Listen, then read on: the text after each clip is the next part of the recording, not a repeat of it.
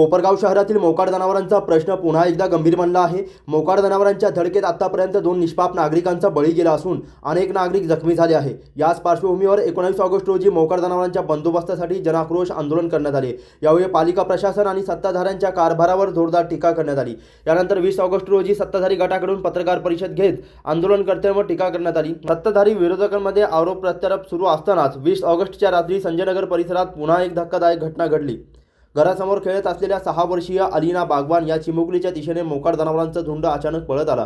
या धावपळीत अलीना हिला मोकाट जनावरांनी तुडवले। या घटनेत तिच्या हाताला आणि नाकाला दुखापत झाली असून तिला तातडीने धारणगाव रोडवरील एका खासगी रुग्णालयात उपचारासाठी नेण्यात आले। या घटनेनंतर राष्ट्रवादी काँग्रेसच्या नगरसेवकांनी पुन्हा एकदा पालिकेच्या ढिसाळ कारभारावर प्रश्नचिन्ह उपस्थित केले आहे। कोपरगाव शहरामध्ये मोकाट जनावरचा एवढा सुसुकाट आहे। गल्ली बोळ्यामध्ये जनावर सुसुकाट फिरू राहिले, हे करू राहिले, भांडणं करू राहिले। आमच्या गल्लीमध्ये एक लहान मुलगी, लहान बाळ, त्याला आज जनावरांनी पुरवलं। फडके हॉस्पिटलमध्ये आम्ही आणलं, त्याला ट्रीटमेंट केलं। आम्ही हेच सांगू नगरपालिकेला की यांना लवकरच लवकर धरा। आता रोडवर तुम्ही धरताय, पण आता इथून पुढं गळ्यामुळे सुद्धा घुसा, त्यांना धरा तुम्ही आणि हे जनतेला त्याच्यापासून संरक्षण द्यावा। म्हणजे त्यांचं रोजचं खेळणं चालूच राहतं, तसं काही नाही। मोकाट जनावर तिकडून आले पळत पळत आणि त्यांनी त्या पोरीला उडवलं डायरेक्ट। तिच्या नाकाला लागलेलं आहे। ही जी जबाबदारी प्रशासनाने घ्यावा, नाही का? काहीतरी निर्णय काढावा या बाबतीत, नाही का? असं आमचं म्हणणं आहे। आमचे राहू नाही तर कोणाचे बी राहू, लहान लहान लेकरं इथं गल्लीत खेळतात नेहमीप्रमाणे, तर याच्यावर काहीतरी कारवाई झाली पाहिजे। कधी झाली?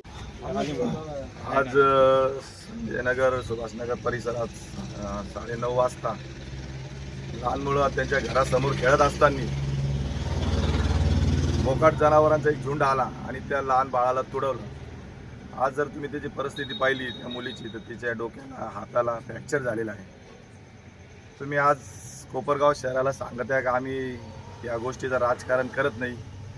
तुम्ही जर राजकारण करत नाही म्हणजे आम्ही 3 टीमा तयार केले मोकाट जनावर धरायला। तुम्ही 3 टीमा तयार केले फक्त याच्यासाठी, तर रोडावरचे जनावरे गल्ली बोळात हाकलण्यासाठी तयार केले, तुम्ही धरायसाठी तयार केलेलं नाही।